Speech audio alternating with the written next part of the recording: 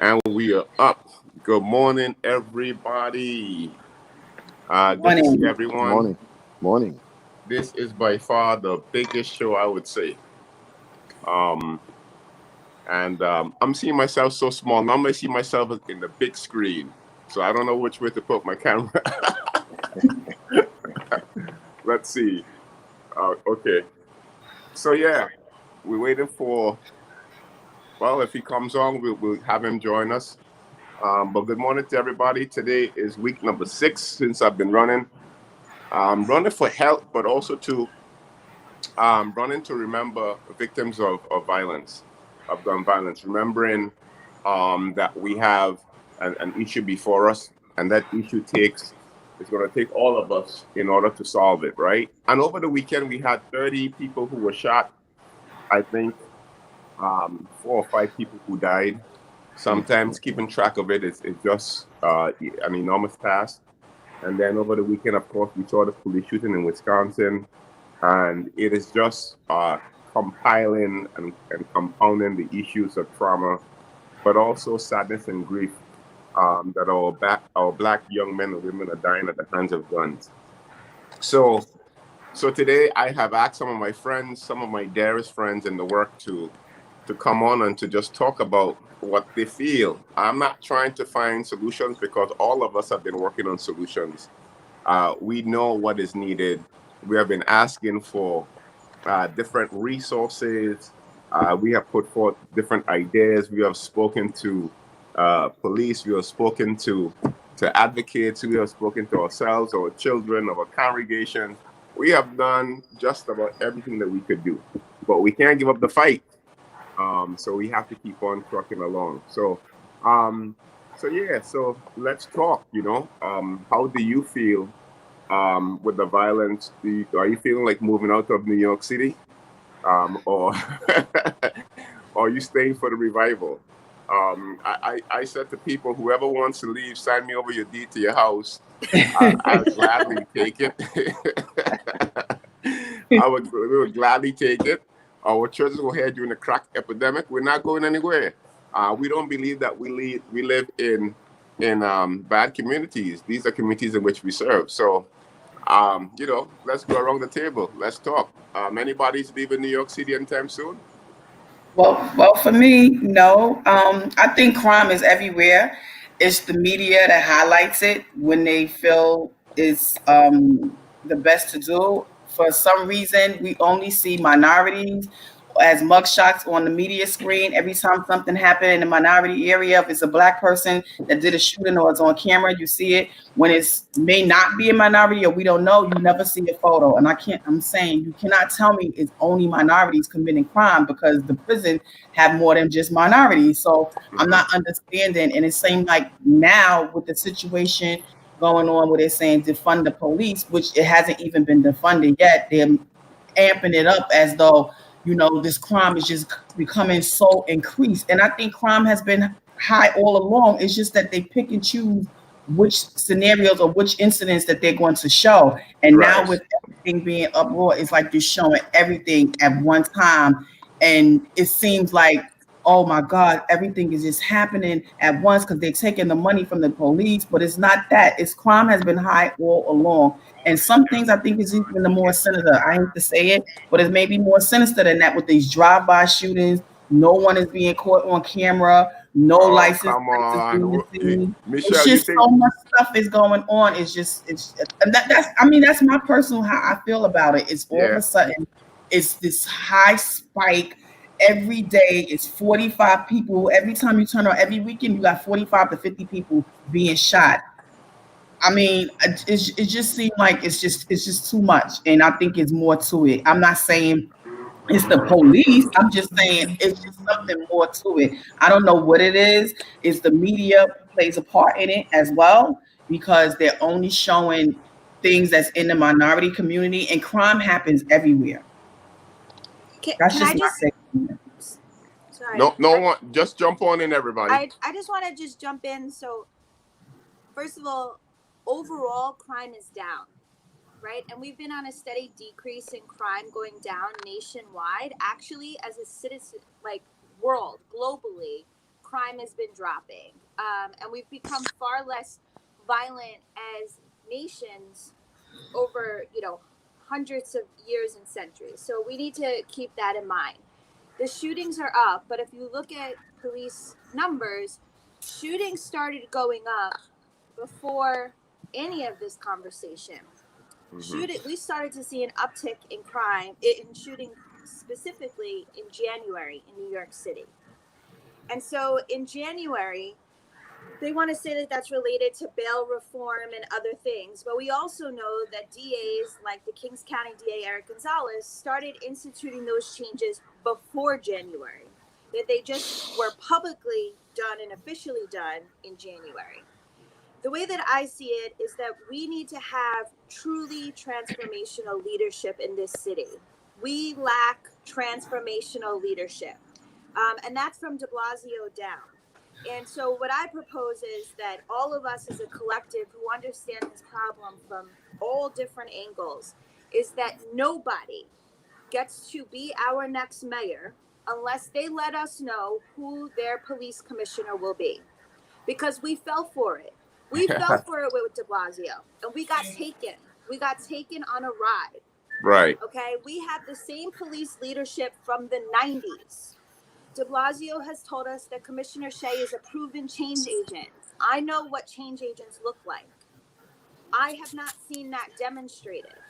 So we need to talk about what is the future. And the future is that we can only have a mayor that runs with a running mate. And that running mate is their police commissioner that we vet and approve as being an actual proven change agent. And I don't want to hear about money and budget cuts and this, that, and the other, because we could look behind the curtain and see where money is being spent. And it was never being spent correctly to begin with. So if we're going to have this conversation nationally, hyper locally, we need to, as a citizens, take back our communities and say, this is what leadership looks like. This is how we advance peace. And I say that to plug Advance Peace over in Oakland. Devon Bodge is my friend over there. We need to be talking about what is public safety. Public safety is law and order. Those things are not separate. And I'm tired of it being like, we want one thing and they want another. No, they definitely want another thing. Law and order to them means something different. It's triggering and it's racial. I get it. We want public safety, and we know what that looks like. And as for the shootings and them being not feeling right, well, I talk to my kids who live in these communities who are afraid. They're running parallel investigations to the NYPD, if not running better investigations. Meaning like what? The same thing. They're Meaning saying what? The same thing. Meaning that they're trying to figure out what is going on, who is doing it, who are in these cars. It's the same cars popping up. Some of my kids were talking about, I don't want to reveal what they're, I'm just saying, A, we could have all the town halls we want unless the right people are there to talk about what's happening. It doesn't matter. Right. B, we could say things like change agents and we have a plan. I want to see that plan. We are not seeing any plan, or an action. So you're saying that the NYPD, they don't have a plan at this point in time to deal with this current situation? I would say that the NYPD has not had a plan for 30 plus years. They had a thing called CompStat. They had the Jack Maple blueprint. That was the early 90s. They're still operating in that way. They have a beeper while everybody else has an iPhone. Everybody else has been reforming and making updates and changes. We have yet to see that happen. So we need to think, what about data? How do you overlay data, smart city stuff? There are police chiefs around the globe working with amazing, innovative thinkers to reform and remodel. And we're not part of that conversation. We're just not there. And that's nationally. Right. I always agree that we have to work together. Public official, the elected official, the community organizations, and NYPD. I always say that. I believe that all the time. But what I'm saying is that it's just all of a sudden 45 people every weekend is something crazy. It's not just that, oh, this been happening in January. I'm quite sure the shooting's been going on. My son is one who was murdered in 2017 at a bus stop.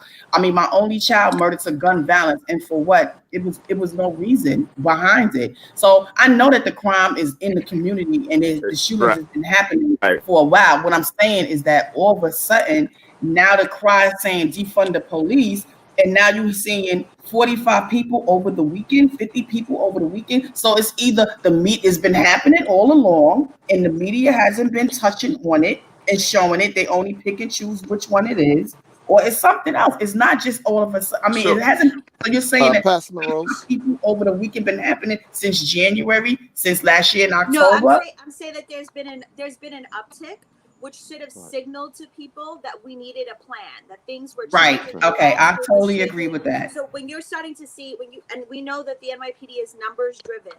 So when you're starting to see a trend where things are going up, which happened way before defund, which happened even before COVID, we needed to have a plan in place that would anticipate that there would be this rise Right. in shootings. And now it's Definitely. crazy. Right. It's crazy right now that's going on. Pastor Monroe's. Well, yeah, go ahead.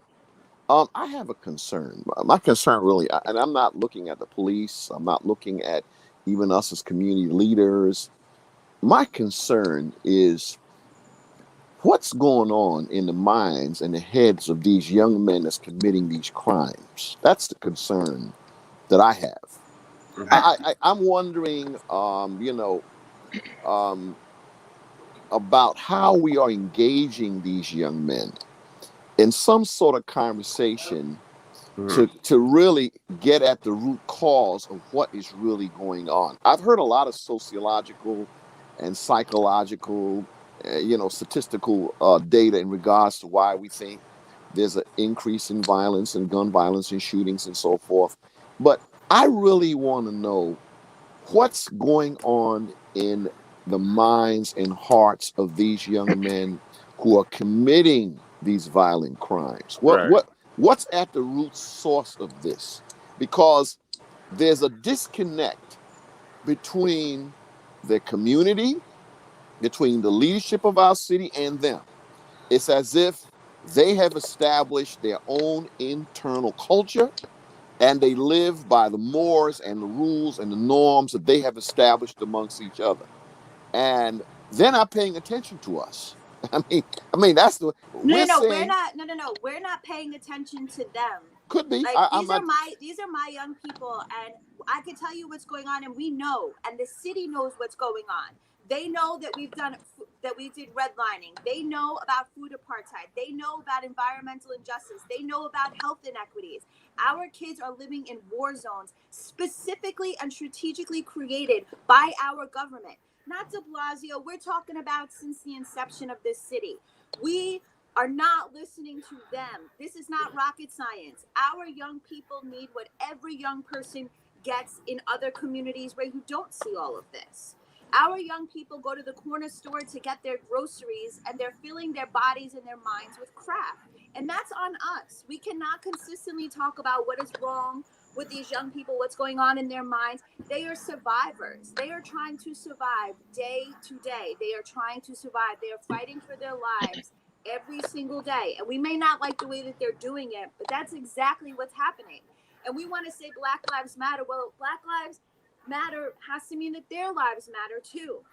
I mean, we don't have to just say it. We have to show them that their lives matter.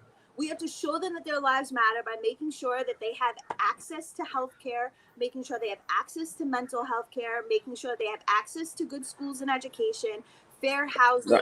That's a tall order, Dana. And I've been saying the same thing. It's not a tall order in white communities. No. What I'm saying, I know, and I agree because I've been saying this for weeks now on my live, and that's just my philosophy.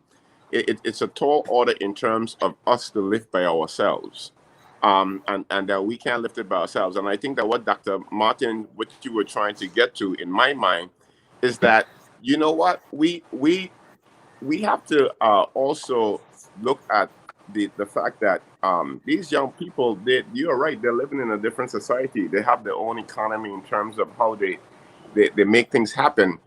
And so what we have to do is that we have to reach people where they are. We can't want them to come up to where we are, because then if we want them to come where we are, we were in their shoes at one point in time. Someone reached back out and helped me. Again, I grew up in the projects. I grew up poor. I don't equate poverty with crime, but at the same time, there are a lot of indicators when you look at people who are poor will commit crime because, again, of all of the trappings that we see in our community, the same thing that Dana just said. And so what we have to do is that we have to figure out a way of how to reach them where they are and be able to speak to them, because like I'm sure that none of them probably would see my live feed because I'm not really speaking to them individually. I'm speaking to those who we consider to be those who have the moral will to be able to make change, those who have the positions and the titles to make these changes. We have to speak on their behalf, right? And so the conversation has to be pushing forward over and over again. How do we change New York City to become a city that is going to be the greatest, the safest, biggest city in America? We're becoming the biggest dangerous city in America if we don't turn the tide. It means that all of us have to be working, not necessarily together in the sense of a kumbaya moment, but at least that we know for sure that where we want to be, right? I want to be able to get up and not hear, like Michelle said, the news report the crime, and everyone has this epiphany that, wow, we live in a dangerous society. Whereas for the last 3 to 4 years, we have been tracking the shootings on weekends for Memorial Day weekends, numbering in the 20s. Where was that passion and that morality? Where was that outcry when we were saying, hey, we live in a violent city. You might have it great in Park Slope or the Upper West Side, but when you look at the map for the past 30 years, 6, 7, 7, 3, 7, 7, 7, 5, these are all historically areas where you had people who was killed, right? So we have to do more in terms of look, you're talking about redlining. I mean, there is so many different attributes to the gun violence that we would have a lot to talk about today. So we need to be proactive and not reactive. I'm saying that in the sense that sometimes when you go and you ask for help to try to, like, I want to do something by going into the juvenile detention center with a Black men's read, where I take books in there and I actually have them read them, and then we have something, to do conversations about it. We'll speak. They'll tell us how they interpret it. And then I wanted to work with CUNY to actually get them enrolled in college. So they'll do the financial aid with them. I'll bring them to the school. We'll do a tour. And I actually worked this out and we was going to do it with BNC. And then when I was trying to get transportation, it was like, we don't have no funding. We don't have no funding. You don't have funding for stuff like this when you bring it up to them. But then somebody get killed a certain way and everybody want to come in front of the cameras and they want to say, I'm going to throw this amount of money into this community, and then you still see no changes. What happened to the $9 million after the mass shooting that happened last year? You still have you mean in Brownsville, right? In Brownsville. Yes. Exactly. So what happened to all this $9 million that was going into Brownsville? But yet we just hear on the news someone is murdered in Brownsville. So I'm not understanding. It's like when you come with ideas, when you want to try to save someone, you want to try to help someone. My only child was murdered, and I stood in front of a judge and I asked to give the man another chance. Why? Because what is in this man's heart and his mind and soul at the age of 21 that he could take a life of somebody that he don't even have a relationship with? That's my question. I feel like that's where I'm going. Someplace. I mean, it's nobody on this earth that loves my son more than me. Nobody. And nobody can speak for my son better than me. And I have to have a mental space where I can move on and I could try to do things to help prevent another child coming in prison or becoming murdered. And the way to do that is, let me start with, give this young man another chance, give him the tools that he could work with while he's locked up. He got 20 years. Put him into, and I asked the judge, and Pastor Monroe, I came to you. Could you help me find a prison where he will be able to be sentenced to and get an education? And that's what I pleaded to them. Try to get this man an education so when he come home, he'll be a parent for his child. And hopefully that child is going to be about 24 at the time. My will God. not make the same mistakes as his father.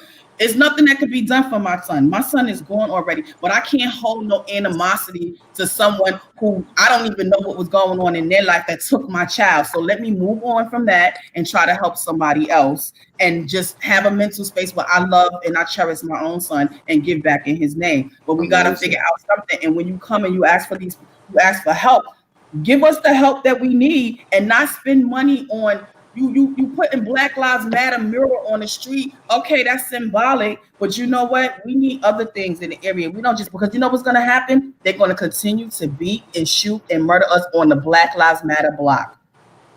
So Dr. Allen, you were asking that question. You want to try to answer your own question? No. Yeah. I think I heard some wonderful responses from these two wonderful ladies. This magnanimous Michelle, I consider you magnanimous. What I just heard is I consider that absolutely amazing. Mhm. And you have a story that I think that needs to be told and shared with others, because I think what I hear in you as you're just speaking is a word of redemption. You know, Right. in other words, instead of looking at Yep. penalizing the young people Mhm. for doing what they're doing, if they're shooting one another, you're saying, hey, look, even though you've done such and such, I'm going to try to help you to improve your life. And I think that's Yes. what we need to do out there. You know, I did have a question for Miss Dana. Dana, I heard you, and I'm just wondering. You said you speak of your children. What do you mean by that? When you say your children, what I was your young men. What do you mean by that? I heard Yes. young Sorry. people. I heard you say that. I Um, didn't. I work with young people. Started my own organization 5 years ago. Prior to that, I was working for a very large nonprofit, specifically working with young people in and out of detention facilities. And those are my kids. The kids from 10 years ago are still my kids. I still talk to them, and the reality of the situation lives with them every single day. Like a lot of people in this space, we've been saying, oh, I'm glad everybody's at the party now. Like, we've been talking about this for years before I was even alive. This has been a conversation, and we've chosen, and I mean that word, we've chosen to live in a society like this. We chose this. We choose this every time we allow communities to be strategically disadvantaged. We choose this, and we have to start choosing different, and we have to be informed and be thoughtful about literally we can't afford to sleep on anything. We have to be at community board meetings where they're approving zoning so that big buildings are going up in communities that are pushing other people out. Like, we have to be so hyper vigilant on literally everything, because as hard as Michelle is working, as hard as Pastor Monrose's work, as hard as we're all working, the system is working just as hard against us. Mhm. And that, like, we have to be honest about that. We could all like kumbaya and sit at a table and have these conversations. We've been talking about building bridges and communities and for years. There's no change. You look at the Yusuf So Hawkins documentary that just came out. We are in the same situation as we were in 1989. The same situation. No so change. so so Pastor Straker, I don't Yeah. want you to get lost in this in the shuffle, but Sorry, we're moving along. So everybody could No, chime on in. I'm not really. yeah. Yeah. No, I'm listening to the conversation because I like to hear some of the views that are out there and people's perspectives. But I can't help but think that, what we're looking at here is even bigger than socioeconomic issues. Uh, as a pastor, I begin to look at things even from a spiritual perspective. When I look at what's happening in 2020, 2020 is a year that is totally upside down. And everything that could go wrong has gone wrong, or everything that could be turned over and exposed is being exposed in 2020. It's almost as if God is saying, look at all of the things that you have done with my creation and how you've destroyed it. And now I'm going to expose all the corruption. I'm going to expose all of the things that have been hidden or nobody wants to talk about, I'm now going to reveal to you how far you are from me. And when I begin to see what's happening in our communities, the gun violence, the pandemic, the COVID, the political issues, it's like, okay, what are you going to do about this situation right now? And Pastor Allen brought up a very important point, because when we begin to look at the mindset, we have to ask, how did we get there? And yes, I hear Dana with the issues and the economic issues and the inequities and these kinds of things, but these things have always been there in our communities. And one of the things that have held us together in the years past, with all of the systemic racism and all of this, we had strong communities, we had strong families that had a moral compass.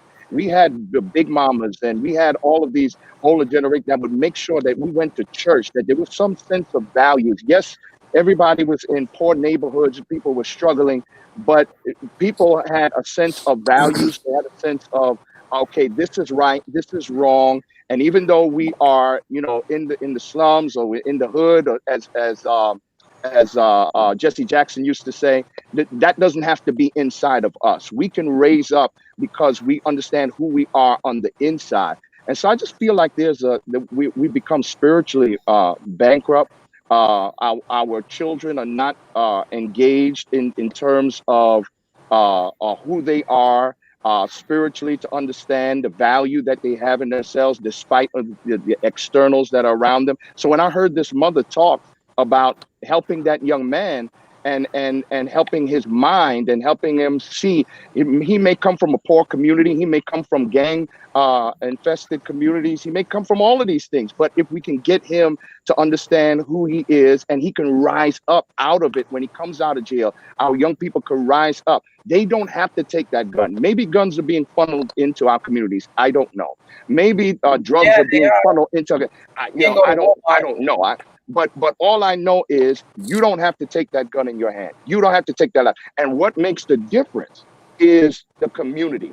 We have parents that need to learn how to parent. Get back in the children's lives. We need the community. When the parents are at work and the children are spending most of their wake hours away from their parents, the community needs to stand up and say, hey, you're not going to do this. You're better than this. You're better than this. Yeah, we have a lot of issues economically and all of these things, but I'm not going to let you go down. And when we get back to taking back our communities and really instilling values, we begin to see how our young people take whatever they can and learn how to survive in the midst of the storm.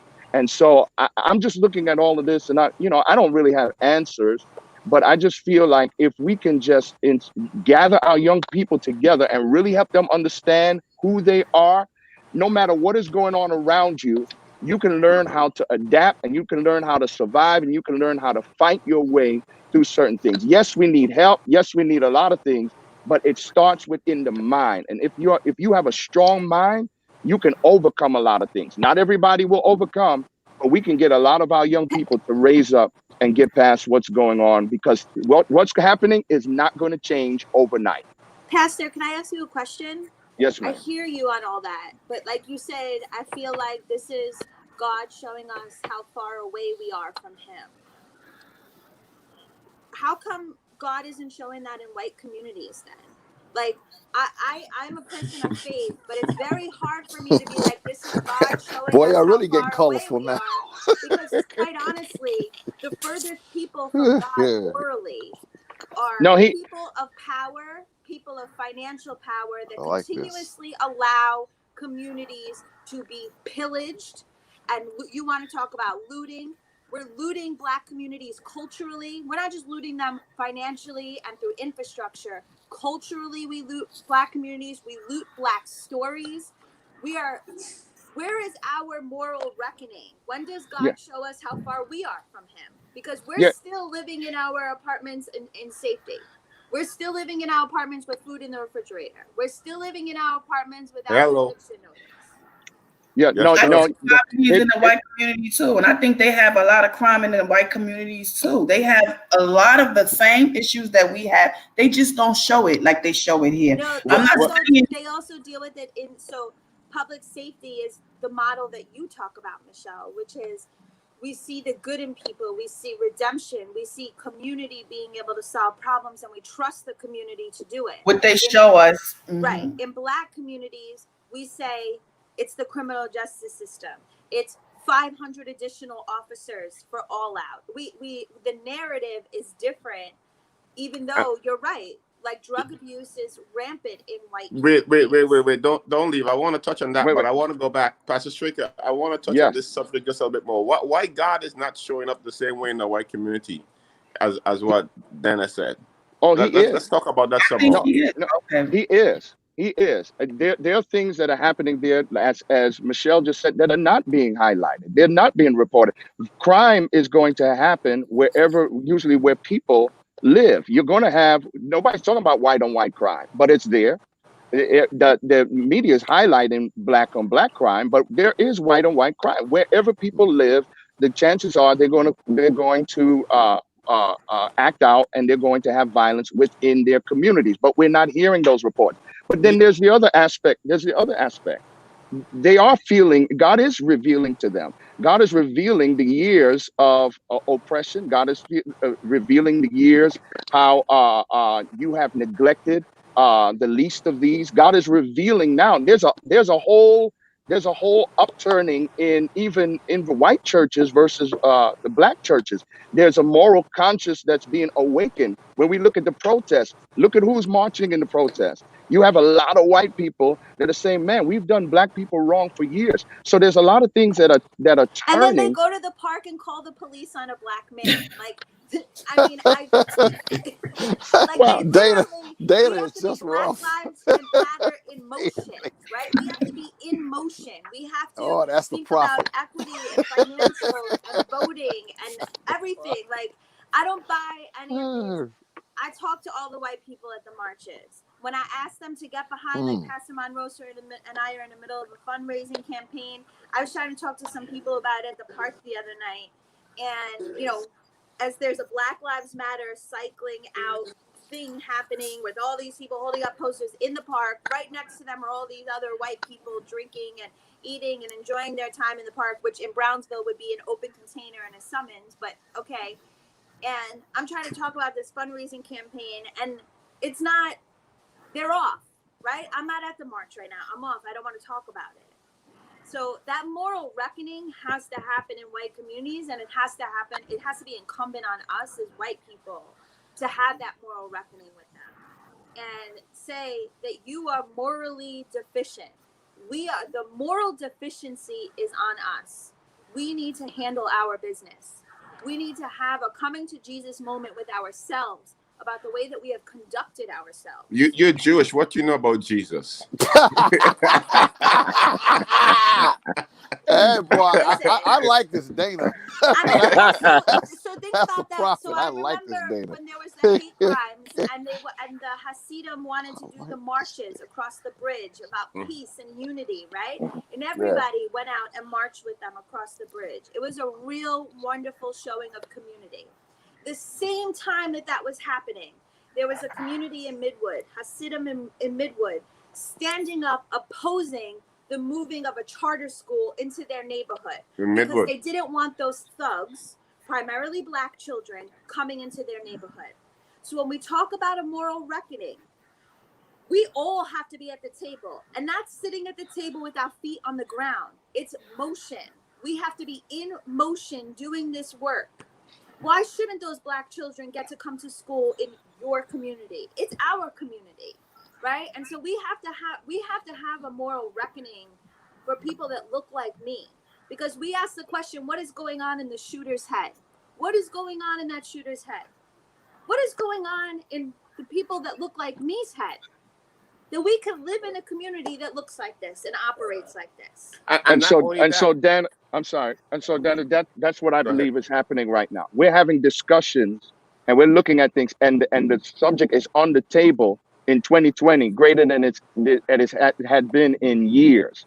And that's why I believe so many things are happening. George Floyd, we've seen George Floyd before. We've seen Eric Gardner. We've seen these things. And it just seems like it landed right in 2020 to reveal to us exactly how far we are. And the conversations are right here. And what I'm saying right now is the time for us to start coming up with the solution and really start hammering home. Right now, the subject is hot. And if we don't take advantage of this right now, even with the election that's coming up, like if we don't have an agenda that we're presenting to these candidates and all of these things, nothing's going to change. This is our time. This is our opportunity. I feel like God has just opened up this door to expose everything so that we can now step in and start making the wrongs right. So yeah. Thank you for those exchange. We're going to continue. Dana, you had said something on the back end that I forgot that I wanted to keep hold of. But I'm working on the back end. But the great Reverend Dr. Christian John Foy has joined us, the Ark of Justice. I see here that your mic is mute, so you can mute your mic for sure. And you can get that camera up to your face level as much as you can so we can see you. Lovely. Now we're looking good. Rise and shine, brother. Good morning. We're here. We're on it. Listen, just did about 4 miles running. It was a tough day today. We're gonna keep on running every single day. If this is your first time that you all are listening to us, every morning at about 8 o'clock I come on and I just talk about the violence that we have in our community, but more so from people who understand and who is in the fight, who knows exactly what is needed. We don't try to sugarcoat it at all. So one of the things that we're talking about, and Michelle brought that up too as well, is the way that the media, and I think that we have to look at it too. The media portrays our community when they shoot. And I think that every time someone is shot, we should attribute the gun type to the person who was shot. Like the young lady who was killed, the mother of 3 in the Bronx, if the family, our prayers goes out to the family. We just want to love on the family. And we apologize to the family for you losing, a mother of 3 on the streets of New York City. And I think that the gun, if someone dies and from a AK, a AR-15, a AK-47, a Glock 9, a Smith & Wesson, I think the narrative should be pointing out the fact that that person was not just killed by just a gun, but what type of gun they were killed by. Because I think that it changes, again, the narrative that it's not just one thing that happens to a community when someone is killed. It is the fact that you have to go and like Dr. Allen was saying about what is in the mind of a young person to pick up a gun. Well, in his mind or in their mind is reduced possibilities. Again, if you have the father of that young boy who is, like Michelle said, who shot the son, he's going away for 20 years. But she asked the judge, put him in a prison that he can at least get a degree so that when he comes out, his son is going to be how old? 24, Michelle? 24. 24. So what happened to that child between now and the next 20 years? So we have to break the cycle of creating quote unquote new killers in our communities, right? By pushing forward services, resources, and programs that speaks directly to our people. And I think that if we're not putting the right resources, and Dana was saying about I heard that there's some white guilt money right now. And we were talking about that last week. Like white guilt money. Like white guilt money is that white people. Pastor, I'm never going to be able to raise $1 and work in this town again, but I'm a whole mess. No, it's true. People are calling, trying to figure out where could they help. This is white people saying where we could help you. And it's not only that we see gentrified guilt, people move into our community and say what we could do to want to help, but we also have this white guilt money. Like people out there saying, how could we help? Because they're looking at their city that they love being shot up. And they're inside their ivory tower and saying to themselves, oh, shucks, we're living in a really dangerous city. No, they're saying, I hope this doesn't come to my block. Exactly. How do we keep it over there? Exactly. They building the houses. They building these new high-rise building right next. But it's already on their block. I mean, when you look around, they trying with all the new high rises that's coming right across the street from the NYPD apartment. We're going to the same grocery store, so it's already on their block. And think about that, Michelle. That goes back to where I'm saying about people working against us. NYPD is doing deals with developers, handing the property over, right? And we don't even want to get into the mess, the financial mess, and the nepotism and the contracts. I like this lady on here. Unethical mess of NYPD, and then you add on, we're gonna give these buildings to developers. Yeah, right. And then they stealing the money. So that's strategic. We're gonna get these people out, right? And it goes to voting also. We need to be putting out there that people need to vote. Not vote. Like, I don't like either candidate, so I'm not going to vote at all. We have to vote because elected officials will send you an email every 5 minutes for $3. But when you call and you ask, could you give me transportation to take these young men and to get a college tour and have CUNY sit down with them and do their financial aid, they don't have any money. So if you can contact me, we're paying you to go into to Congress by giving you $3 every 2 days or giving you $5. So we need to get out there and we need to be telling them they need to vote. Talk to these young men on the street, get out there and vote. Your vote does count. People think that, you know what, it's still going to have the same effect on me. But if we push the people out of the office and hold people accountable, and we're going to vote again the next term you have, if you don't do what you're supposed to do to put the resources in our area, you're about to come out of this, you're going to be out of your seat again. You need to drive that in. People are driving in so many other messages. Put your guns down, but they're not driving in that your vote counts. You need to vote. And I say that often to everybody. Are you registered? You go out there and you vote. Your vote counts. Don't just throw your vote away.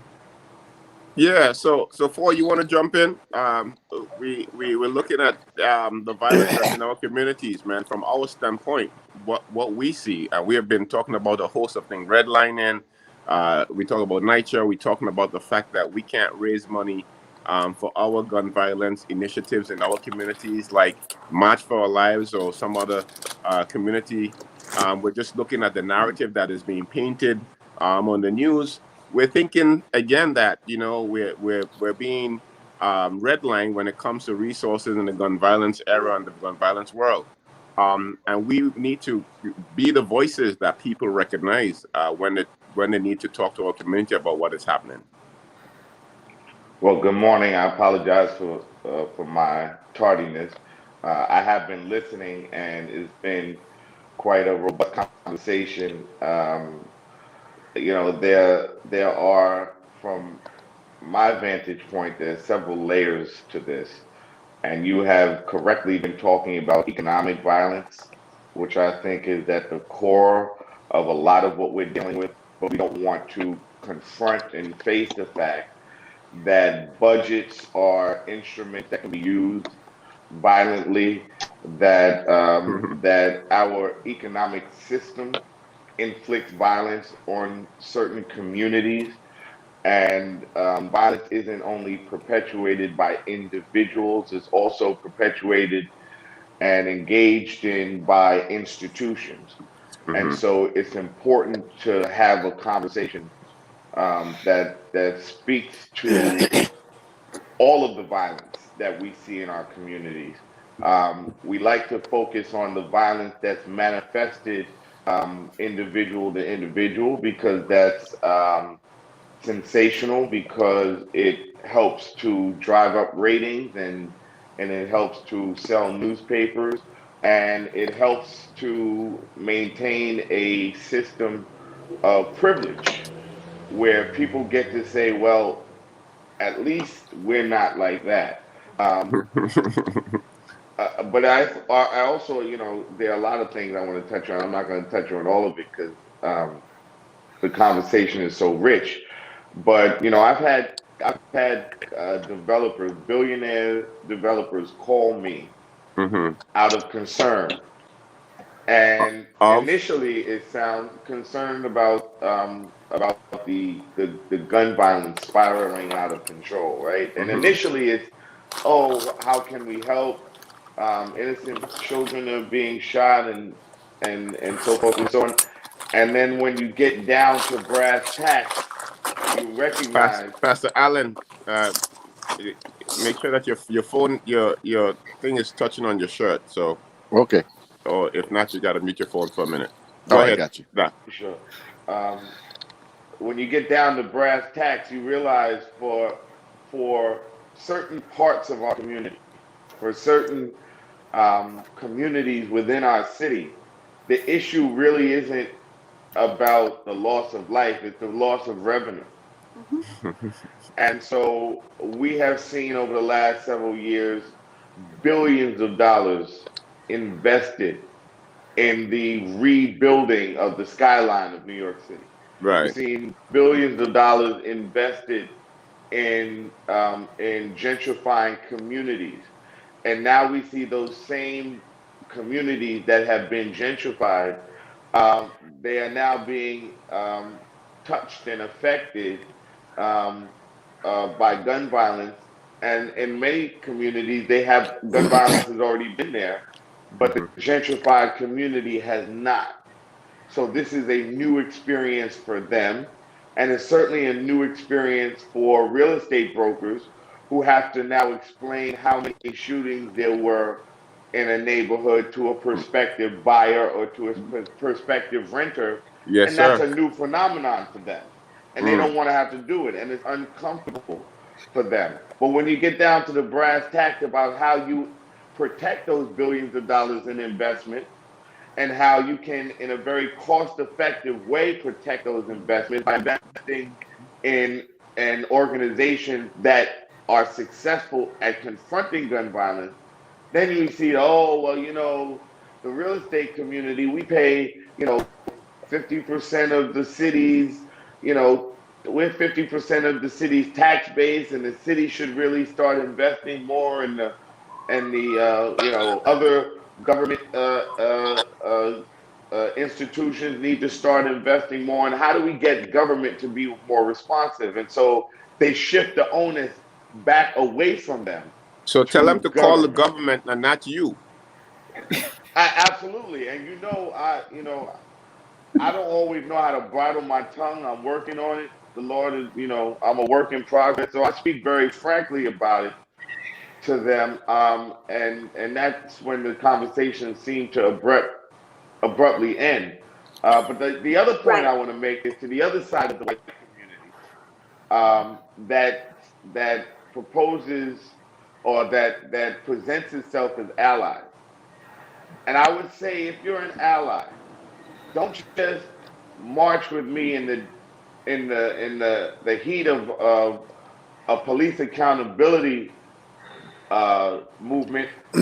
Occupy with me in the midst of a gun violence epidemic. So if I can see you out there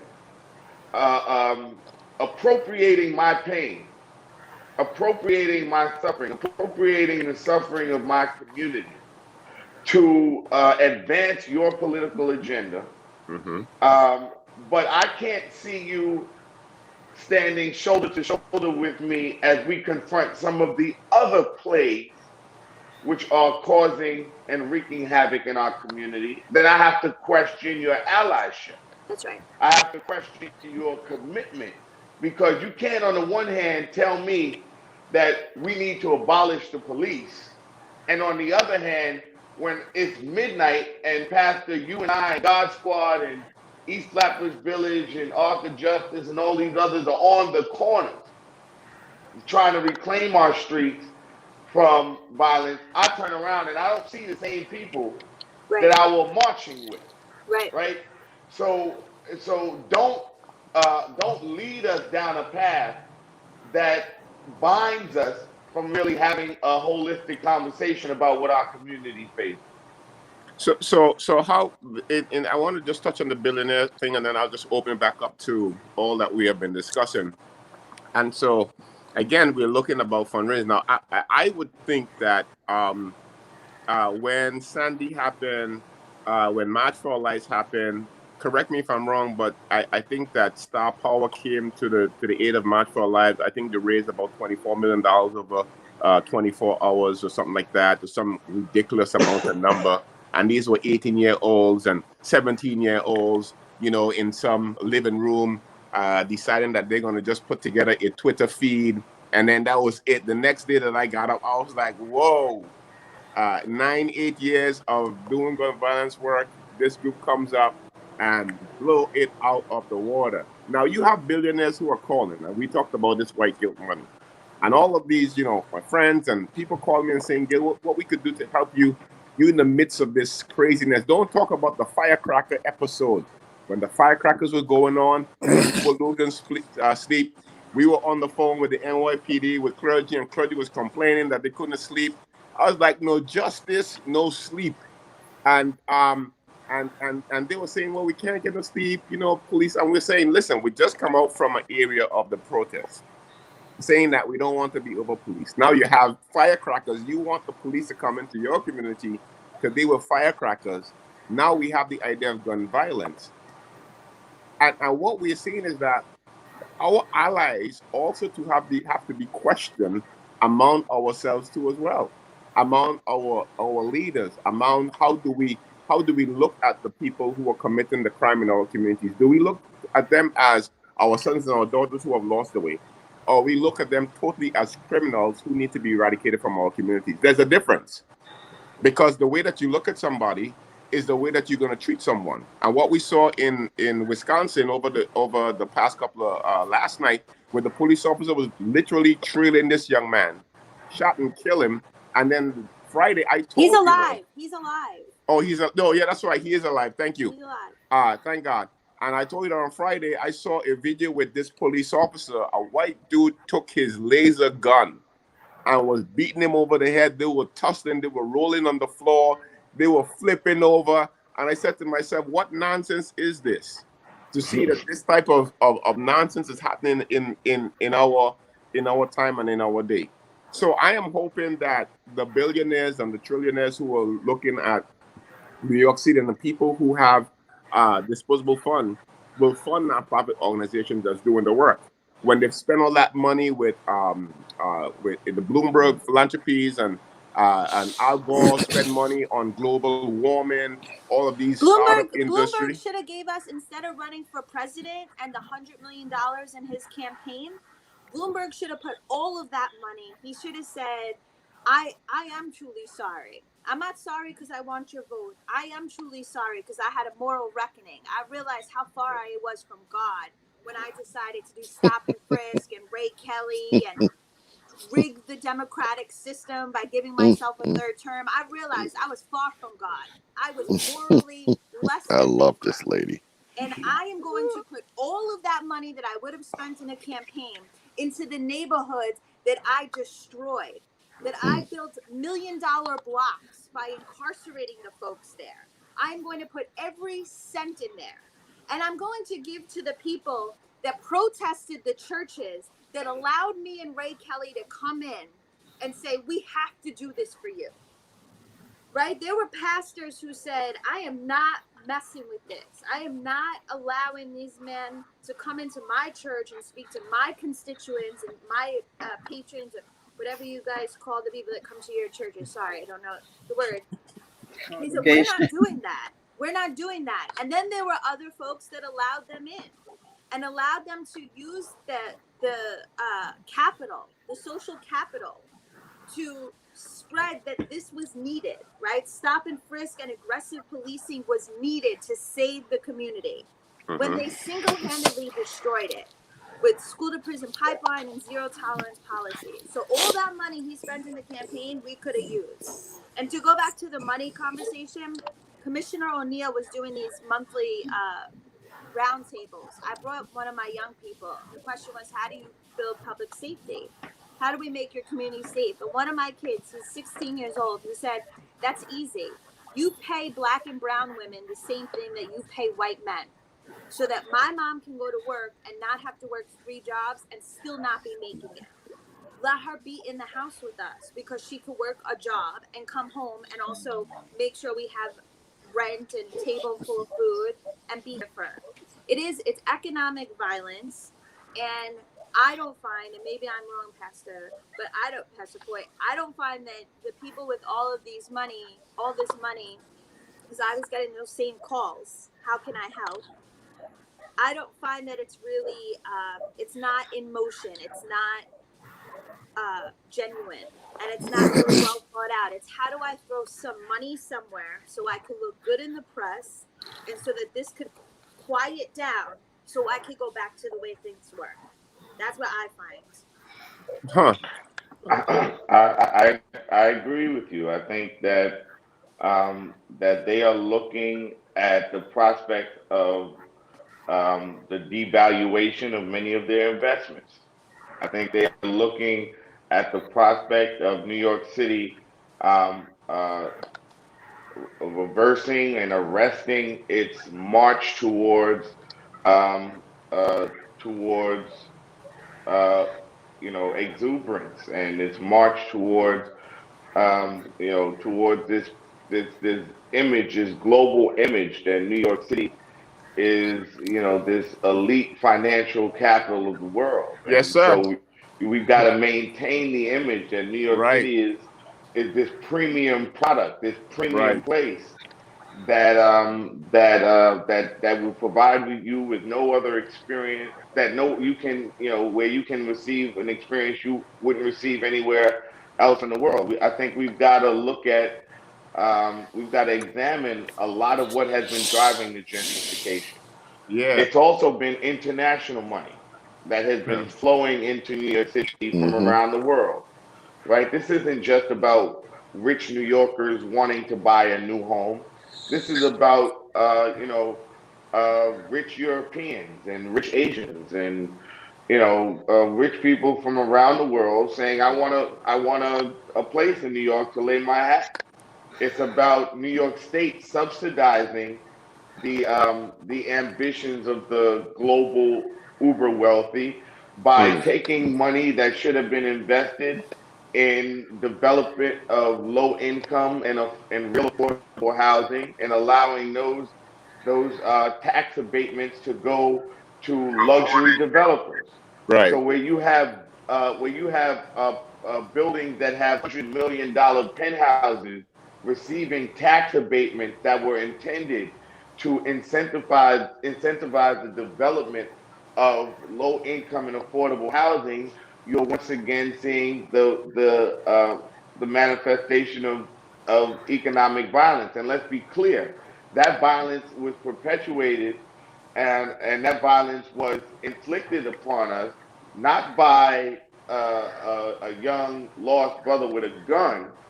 It was inflicted upon us by the state that allowed the misdirection of this money and the misappropriation of this money.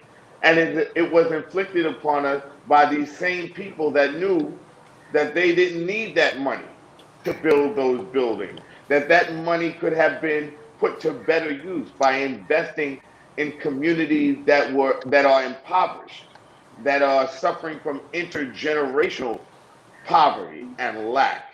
And so, where they talk about, where they talk about wanting to help, what they are really what they are really doing is trying to clean up the mess that they helped to create.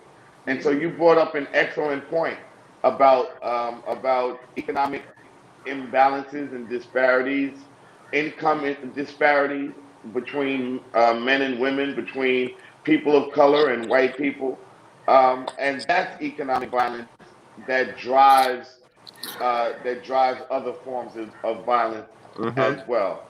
It is about, and we are in the great era of the transfer of wealth from working class people to the uber wealthy, and that transfer is happening in the form of tax cuts. It's happening in the form of tax incentives and revenue incentives granted to some of the wealthy. You look at a company like Amazon, which could soon be worth $1 trillion, being given proposals and being given all kinds of incentives by the state to come and hire people in our city. When neither Amazon uh, need the money, nor do the people that were coming to work for them here need the money. But the communities right next door to the building they were going to move in, like Queensbridge Housing, needed the money. Communities across our city and our state, and not just in urban centers like New York. You can go to the rural areas of New York and find white folks that are just as poor, that are just as bound up in poverty as black folks. And you can see there is a need for investment in those communities as well. Investment in broadband, investment in Yeah, but public health and infrastructure. also just So we're seeing, let me give you 2 more seconds. We're seeing, I think, what is can be coined as moral hazards running amok. People that do not have to face the consequences of their actions are now confronted with those actions and are ill-equipped to handle them. I just I'm want sorry. to talk about one thing also. When we think about like capitalism and we say, yeah, well, Jeff Bezos or Mark Zuckerberg or whoever the billionaire you want to think of, well, he had a great idea and he's an entrepreneur and we live in a capitalist society. That would be fine, except for every aspect of a community built that business. So the roads that the Amazon truck rides on to deliver the Amazon package is built by the infrastructure of the community. It's built by the government. They need to pay their fair share because they are allowed, the schools, right? The schools that they get their education from, all of the things that they need, the lighting, the light infrastructure, the energy grids, everything allows them to be successful. Right. So they need to participate in a meaningful way in the continued success of an entire community, an entire city. We have to stop talking about capitalism as though these guys built Amazon on Mars and now they're coming down to offer us this great service.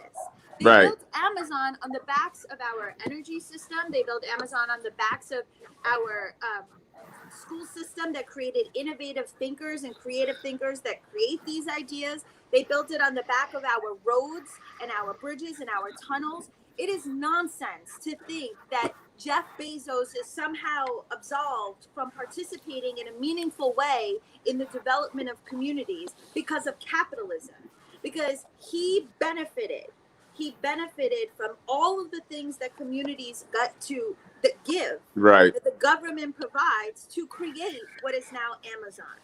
It Yeah. is nonsense. We need to change the narrative. It's absolutely nonsense. And we shouldn't be choosing between Powerful. a bunch of people get $15 an hour minimum wage jobs at a facility where they're treated poorly, or Amazon doesn't come in because they're angry and we need those $15 minimum wage jobs. No, we need corporate social responsibility and accountability. We need the acknowledgement that these people benefited off of our government and must pay their fair share for it. That's right. And we pay our I taxes to agree. build those roads. And And how do therefore we everybody get needs to that? pay their fair share. I But would love to So have how do we Amazon. get that? Like, how do we get that? Which? What you just saying, which I totally agree with her. So how do we start that? How do we get that? We keep saying all of these things, and I totally agree with you, Dana. that I 100%. agree with you. I How agree do we with you, Michelle. get that? I agree with you. We could point out all of this stuff, and we know all of this stuff. What is our plan? Right. When are we going to come together? How do we execute this stuff? How do we make this stuff happen and make a reality? Now is our moment.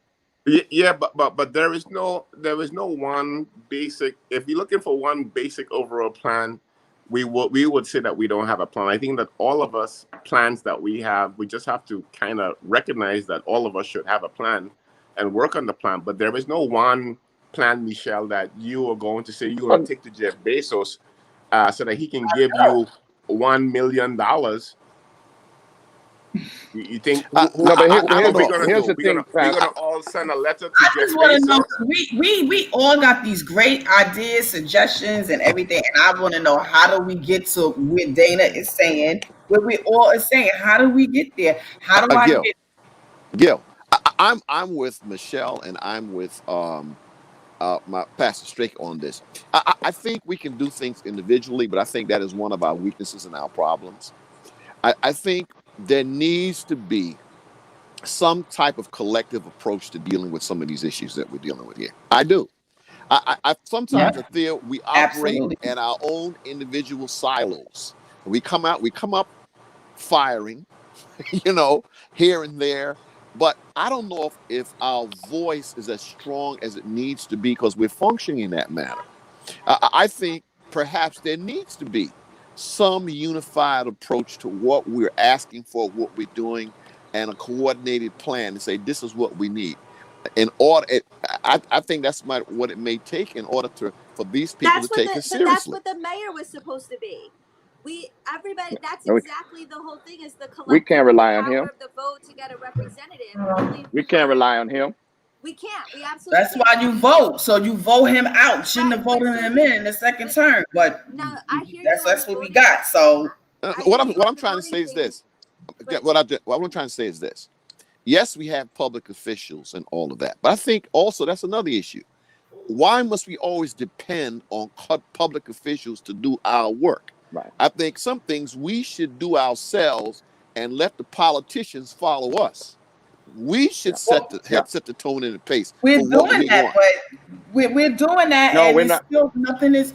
We're not doing that. No, we're we're not not. out here trying to make changes. We're not out there talking to the people. We're not out there marching. We're doing Michelle, all that, and they still following and but doing what they want to do because they think that they're going to be reelected anyway. Because they want to hold on to power. That's why they want things. Michelle, to go back to we're not.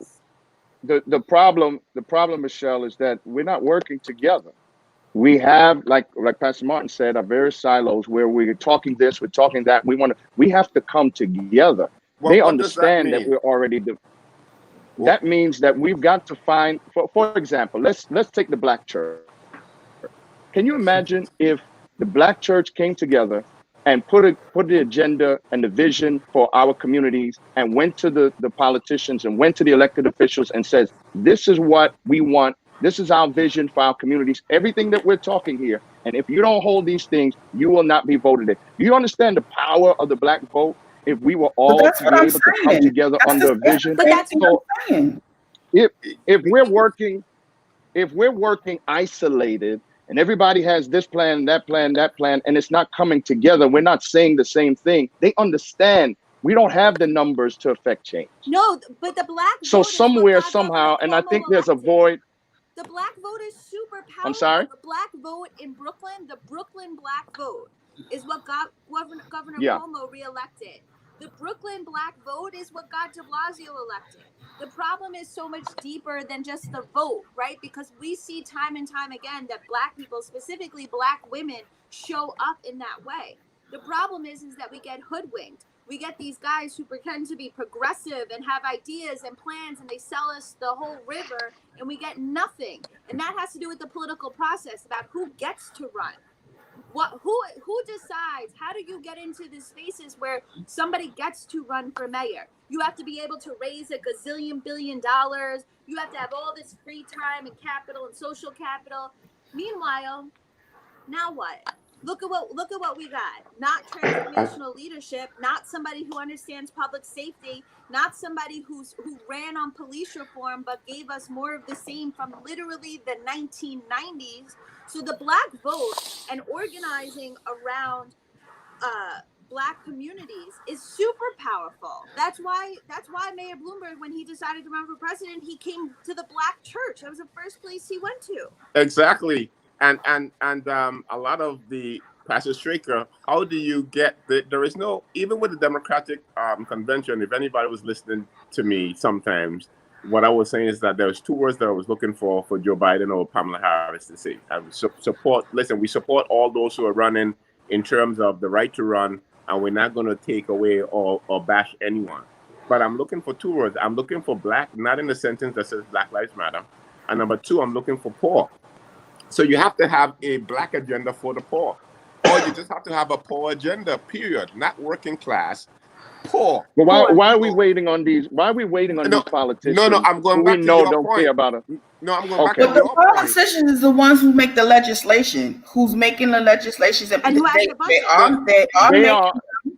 They're making them. We're putting them in office and they're making them, and then they're using them against us. Well, you have to vote and you have to get the right ones in there. But to go back what you were saying about the churches, Pastor Stricker, I have a church in the community that I went to and I try to get connected with because I wanted to start with the 84th precinct with the God Squad like Pastor Monroe's have, because they don't have that in my community where my son was murdered, where my mother lived for 50 years. They don't even have that. And the pastor wouldn't even get back to me. It's like, if you don't go to the church, then they don't really want to help you or do anything for you because you're not a member of the church. I don't have to come sit in your church to say that I believe in God. I don't have to come to sit in your church to say that I pray to God. I mean, I just feel like you shouldn't say, well, you know what? I'm not going to help you out. I'm not going to help in the community. And your church sit right in the middle of the community. I have tax-free. emails I sent. I have Facebook messages I sent. I had phone call voicemails, and he would not get back to me because I'm not a member of the church. So let me and say they want to work with let me just jump in here in defense, because I do believe judgment begins at the house of God. But let me just say, you assume he didn't get back to you because you belong in the church.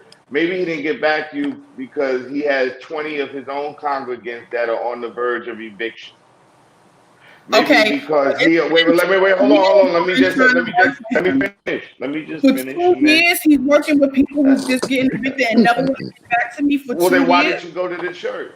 I did go to the church, but then I'm saying he's not there at the church when I went to the church. I messages for him. No, why didn't you go on Sunday? I have to join his church for him to help in the community. That's ridiculous. No, that's ridiculous. But I think it's also. I didn't want to join the church because my son was murdered right up the block. I understand that, and I wasn't into God at the moment. I understand that, but then you can't expect people to meet you where you want them to meet you. So I shouldn't expect him to try to say, well, he could have called back or he could have responded and said he don't want to be engaged in the he don't want to deal with that. And it was not Christian Ford Church, so it's not you. It was not my church, but it was not, and I'm not defending that action. What I'm saying is that that we are always leaning, even in moments of necessity, we are always leaning on others without a self-expectation. No. So you know what I did because he didn't get back to me? I had my sister go and she tried to become and get certified to be as the pastor to speak because he never got back to me. So maybe it wasn't because I didn't go to the church. Maybe he was too busy for 2 years to contact me back or respond. So Did you go to the church on Sunday? Did you go on Sunday? Did you go to the church on Sunday? Did you go on Sunday? No, I didn't. I didn't do anything on Sunday except for try to give back into the community. Yeah, I mean that's where you're going to find the pastor at the church on Sunday, right? You're right. Yeah, here's what I'm saying. Knock on the doors on the Sunday. Here's what I'm saying. What I'm saying is we have an obligation to support the institution that we rely upon. And so if we're not going to engage this is your job to help me. And I'm not saying that's what you were saying to him. I'm saying writ large in our community, we have people who do not participate in the institution building that is necessary for community stabilization. And so a pastor that won't get back to you after 2 years of you're trying, I can tell you what I really think of that person as a pastor, but I ain't going to lay judgment right now. But I also think it's incumbent upon us to build up the institution that we lean upon and that we look to support us and to sustain us and to stabilize us. And so if we keep looking to the Black church, but then turn around and say, I can talk to God at home, then there's a disconnect. We must invest ourselves in the same institution that we invest our expectations in. Well, I had a disconnect because my son was murdered, and I didn't want to go to church. I didn't want to go talk about the word of God. I didn't want to do any of that. Prior to that, I didn't attend his church, but I was attending the church. But I was attending the church that was closer to my home. I lived out in Sheepshead Bay. I didn't go all the way down there, even though I was raised down there. But my whole thing was when I was trying to do a lot of the things that I do, I wanted to do it in the community where my son was murdered, where I was raised. So with the God Squad, I wanted to try to get that church involved because that is in the heart of the community where people were getting murdered, not just my son, but other people and people in their 20s. It was crazy. And I just felt like he was the pastor there. If he could be part of it, but he never got back to me. And I'm not gonna sit here and say, okay, you know what, I wasn't a part of church. That was wrong. I shouldn't say that. Maybe he was too busy for it. The fact it was 2 years, I kept constantly trying to get in contact with him. It didn't happen. I went another route, and I'm still trying to do what I can do in the community. Yeah. Pastor Gil, may I say something to my Wait. Let me just go back Pastor to Monroe. Pastor Straker. Pastor Straker, I wanna Yes. hit on what started this conversation is about how do we get all of this thing that Dana was saying, all that we're saying, Foy was saying, Michelle is saying, Alan is saying. Right. How do we get it forward? I thought that like people like Reverend Sharpton would speak on behalf of us. He would take a plan, go to the White House, and then it would come back out and it'll be like, voila, here's what the Black community is going to get. Talk to me about what you think, how we could get this. Well, it's going to have to happen with leadership. I mean, I had a mentor once said that nothing happens without leadership. And unfortunately, we're seeing the results of the lack of leadership within our communities. We have various components and things that are happening around us in various pockets. But if we're not coming together, somehow we've got to find a way where we come together, have a unified vision, unified focus, and bring that unified power to the powers that be in this nation. Until we have that, they're always going to look at us as this small pocket here, this small pocket there.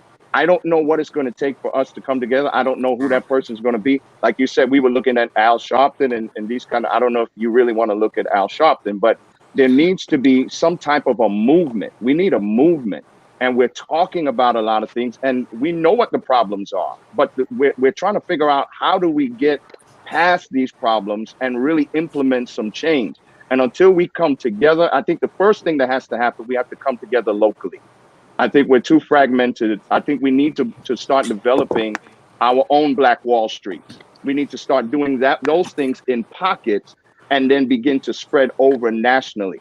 How that's going to happen, it has to have some place of leadership where we're coming together with a unified vision. We can't even do that with the clergy council. Right. For example, we know that the 6-7 clergy council, everybody has been talking about the pattern and the things that we do and God Squad. And yet we have a number of clergy councils and this happening in various precincts that aren't effective. People taking off the summer, clergy councils taking off the summer when it's the hottest shooting and violent point in our communities. And so we're not or lending their unified. social And capital to protect bad commanders and whatnot. Right. Brother Gil, So Go ahead, finish, Straker.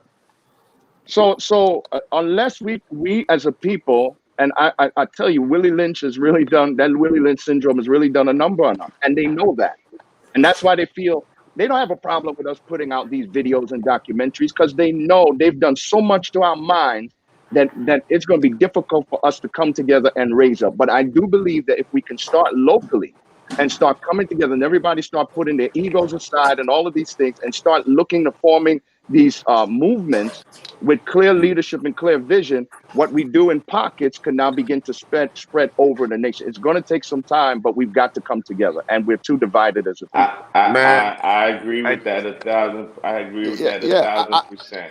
Yeah, go ahead, Alan. Yeah. I think, Pastor Straker, you hit the nail on the head. I was going to say, I think one of the issues is those of us who have, let's say, a concern and a work and a mission. I think, unfortunately, with a lot of our movements, we're too into ourselves. I'm just going to say that may be a hard statement. I think that our egos, our personal reputations, our names, our own personal branding sometimes get in the way of us coalescing as a team and doing what has to be done. Now, that's my take. Y'all may I agree with disagree that. with you, but I think I agree that's with that. that's part of the problem here. You know what I mean? I agree with that. Uh, I think it is important, and I'll go back to this. You know, less than 20% of Black folks belong to an organization. Hmm. We have civic infrastructure. We have social infrastructure. We have cultural infrastructure. We have educational infrastructure.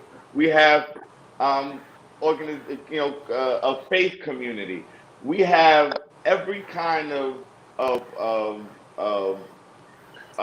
perspective, um, every kind of interest, every kind of issues based you want.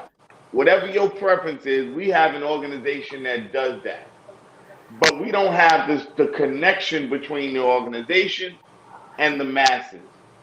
And part of that is we've got to invest in institutions that are doing the work, and not necessarily in ask or expect the billionaires to do it. It wasn't the rich people that got off the buses in Montgomery, Alabama, and decided they Right. were going to walk for a year to get change.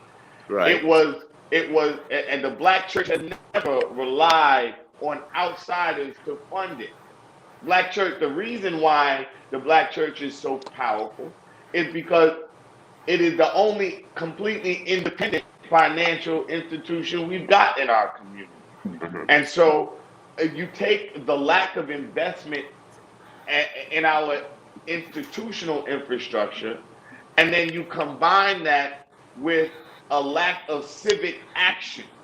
We talk about the need to vote, but we haven't made the connection between our lack and our lack of filling out the census. So you look at what COVID just did to our community, and we did not have the infrastructure to be that's able right. to adequately treat everyone. That was because we didn't have the wherewithal as a community to realize, A, we need to vote, but we also need to fill out this census, because a census application, a census survey is equivalent to $20,000 per person over the That's course right. of 10 years. That's So right. we are under investing in our institutions. We are under investing in our communities by our own lack of action and our own lack of commitment. But then we look to these same institutions to deliver us out of crises that have been the culmination of generations and years and decades of neglect and of intentional harm inflicted. And so I think it starts with what commitment am I as an individual going to make? Right. What organization am I going to join? Who am I giving my time to? Mrs. Anderson, when you suffered through that tragedy, you didn't shrink and hide under a rock. You said, what do I need to do to transform my pain into power? And so you looked and you sought out leadership, you sought out somebody until you found purpose. And so we all need to go through that process. Hopefully not caused and triggered by violence or some traumatic incident, but there must be a self acknowledgement, a self awareness where I haven't done all that I need to do, all that I'm obligated to do as an individual, and I'm going to step my commitments up. Yeah, no problem. So we thank everybody. Dana, what time is my seminar? Your seminar is not Oh, now. 1 o'clock. Um, Pastor, I just before you cut us off, I just want to say no, one no, I thing. won't And cut. I won't cut Pastor you Flo, off. I'm just Pastor Flo, recognizing that I just everyone's got time. Go ahead, Dana. I just got an email from my community board about a developer putting in for a building in the part of the district that in part of the board, the district board that is pre-gentrification, and they're putting in 80. They want to build. They want to put in 80 units and 16B, 80% less AMI. But here's what they're calling it. This is not a joke. They're calling it the project. think about this. Think about what's happening right now, right? Like in the midst of George Floyd and everything that's going on, I literally just got this email, and they're going to come before the community board and ask us to approve this and give them the zoning rights, and they're calling it the project, which we all know the dog whistle there.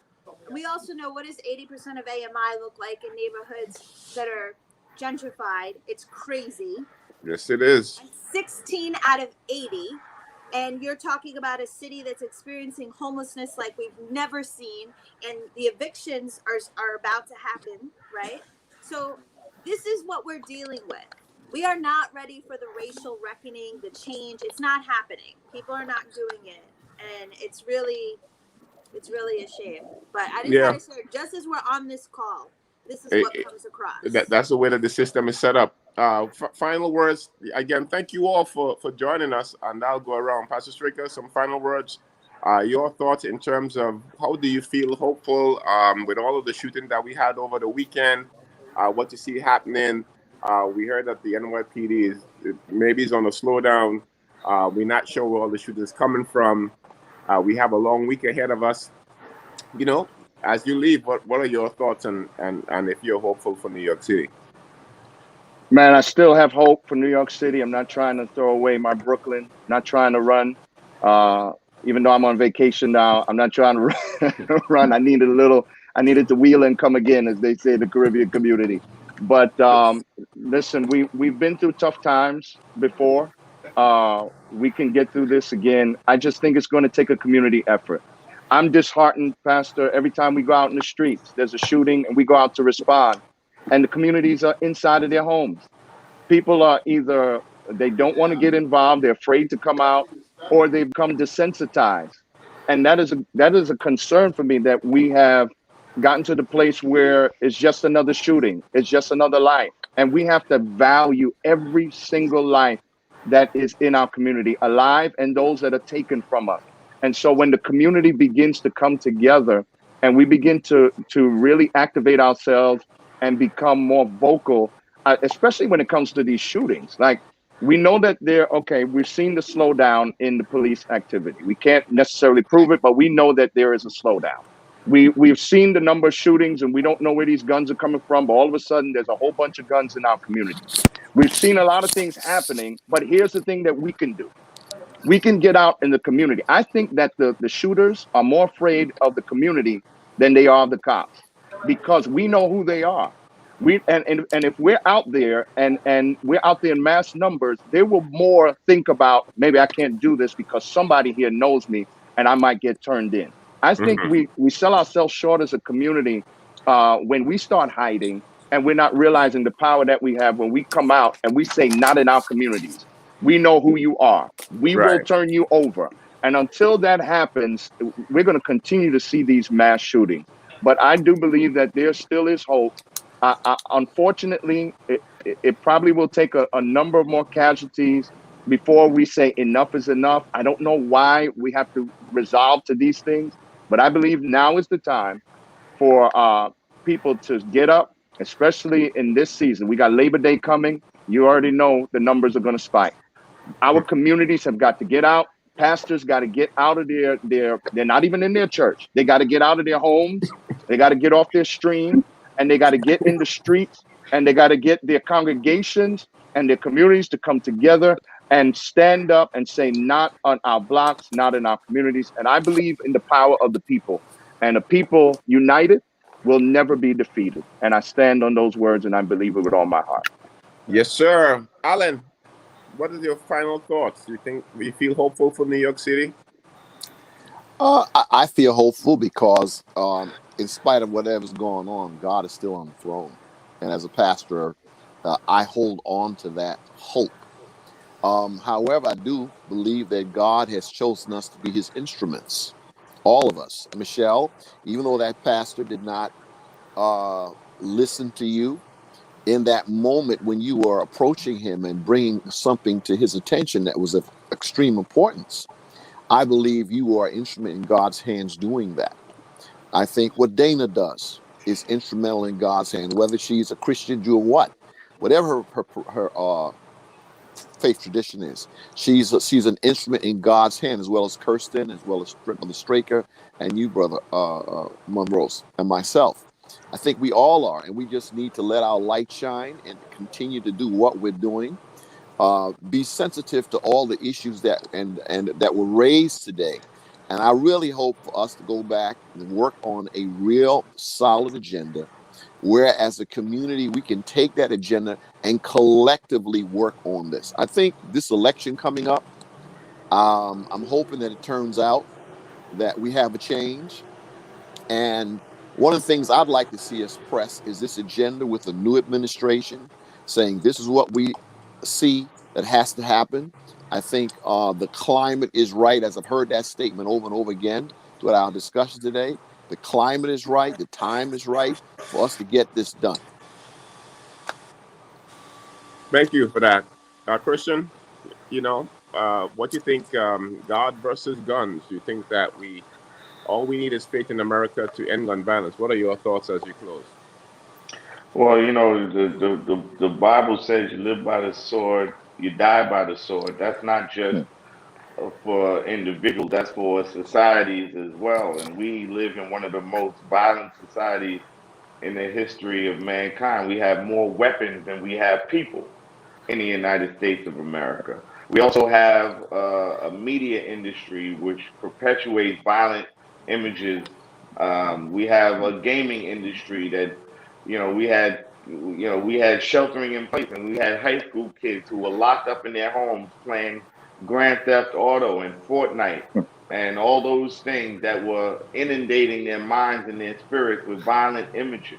And then we told them they could go back outside. They finally went back outside, but they went back outside to no open doors anywhere. They went back outside to no opportunity. They went back outside to no hope. They went back outside with all of this violence pent up, with all of this frustration, and there was no vehicle by which they could seek help, by which they could plug themselves into.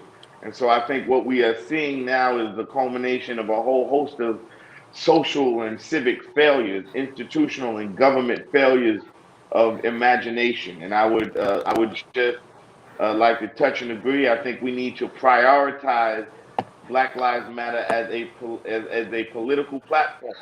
I want to see the next mayor and the next council give us a Black Lives Matter budget, not just Black Lives Matter streets. I want to see, but I also want Black lives to believe that Black Lives Matter as well. And so we've got as the word. I'll borrow the word of the day.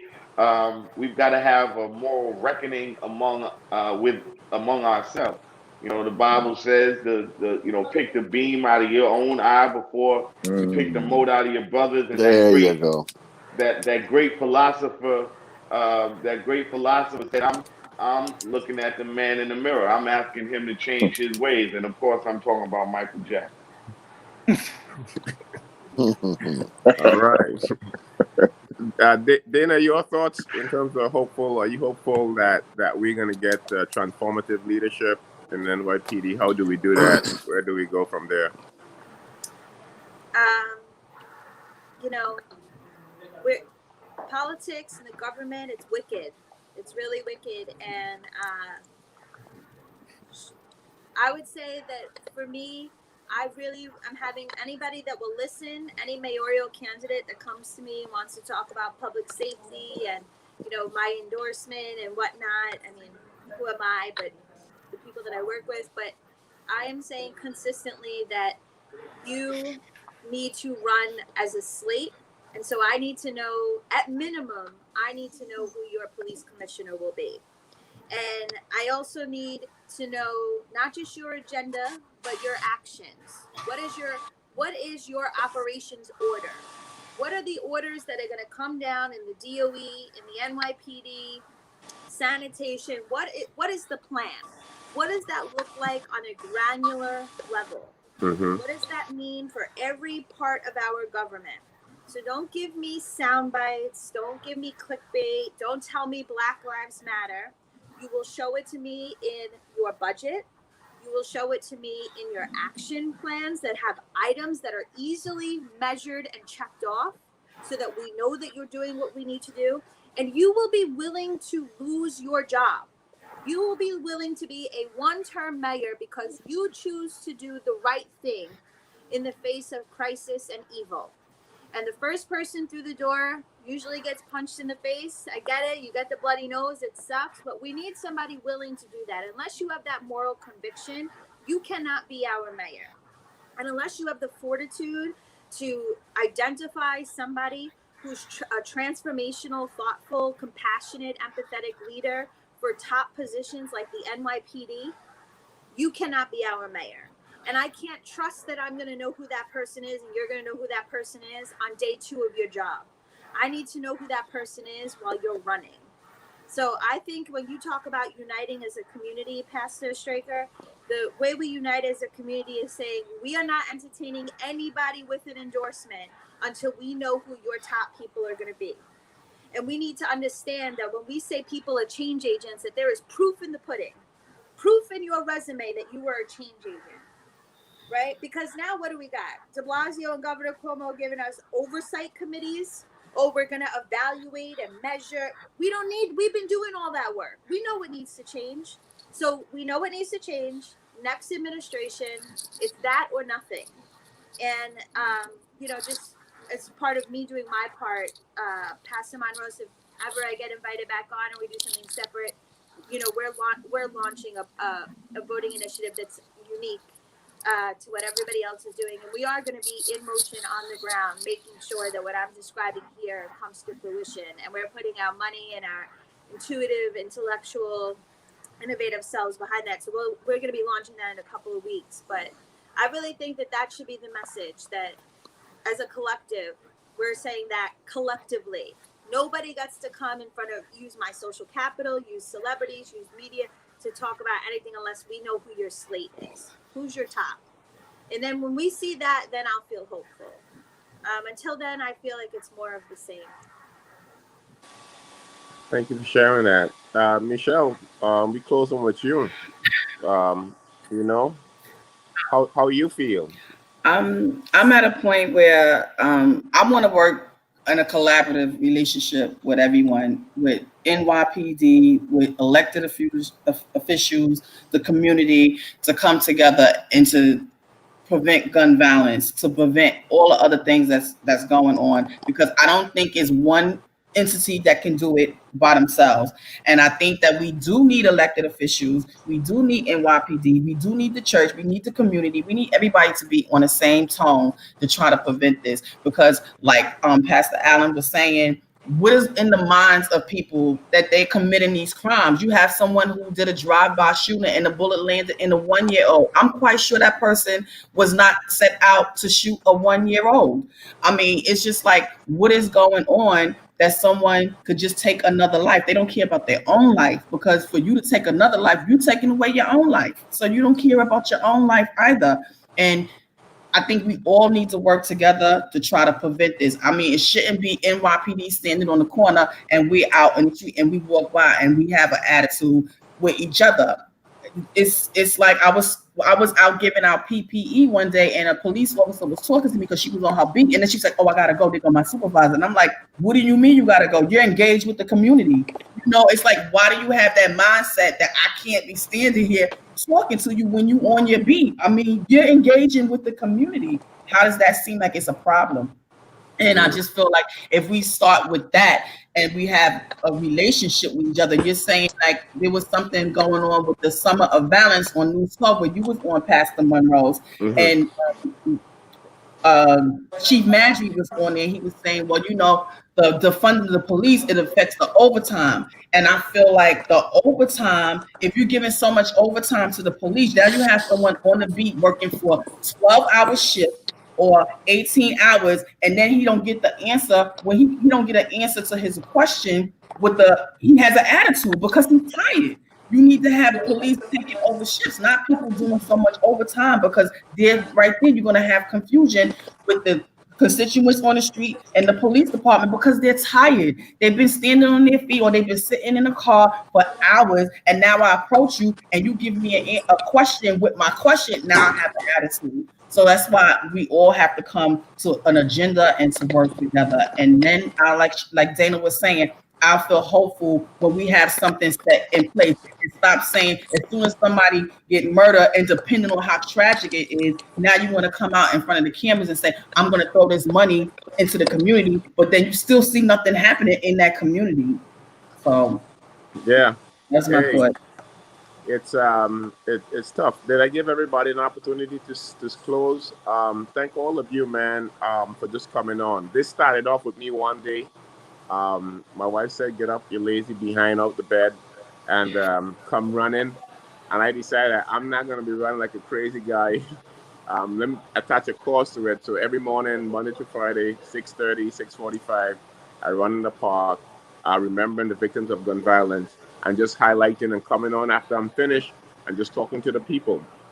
So we're going to continue to do that. But thank you all so much. I couldn't have the best 5 people in the world to come on with me this morning than the 5 of you.